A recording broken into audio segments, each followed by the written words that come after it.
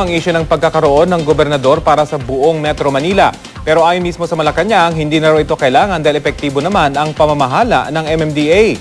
Balitang hatid ni Joseph Morong. Kung Malacanang ang tatanungin, hindi na raw kailangan ng gobernador para sa buong Metro Manila. Hindi raw nagkukulang ang Metropolitan Manila Development Authority o MMDA sa pakikipag-coordinate sa mga mayor para solusyonan ang ilang problema sa Kamaynilaan. There's an MMDA chairman who is able to coordinate with all the mayors, and thus we have a lot of problems that are integral to each and every city that have been or common to cities that are integrated by Chairman Tolentino. No man or no city is an island nga sa Metro Manila.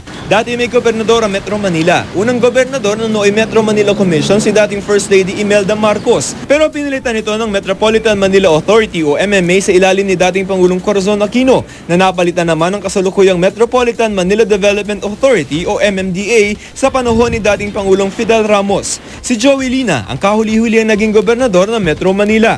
Kailangan may kumukompas based on a program or a plan that has been decided upon by the Metropolitan Legislative Body, call it the Metro Manila Council, which already exists.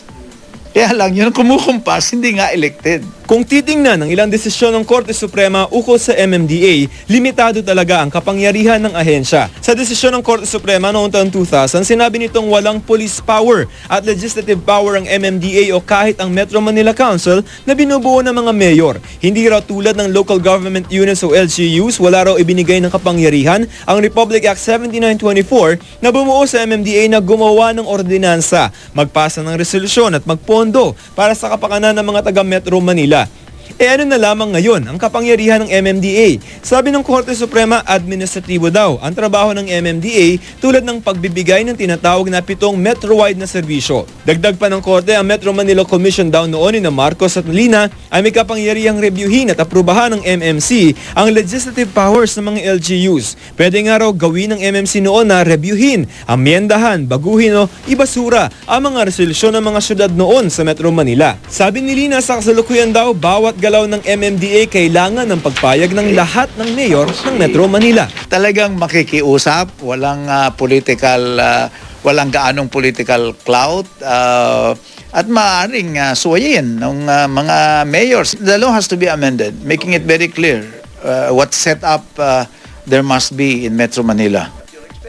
Joseph Morong, GMA News.